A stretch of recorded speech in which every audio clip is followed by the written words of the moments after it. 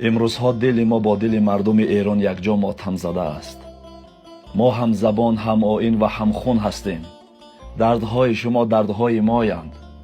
در این لحظه های دشوار شما خود را تنها احساس نکنید.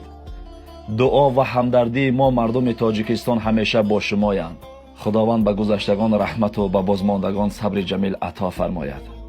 پروردگارا، به مردم ماتم زده ایران رحمت نازل فرما. به قلبهایشان آرامش، به اشکهایشان تسکین و به قدمهایشان صبر عطا فرما. ما با آنهاییم امروز و همیشه. بیایید ما ز دست یکدیگر غم زده نگردیم.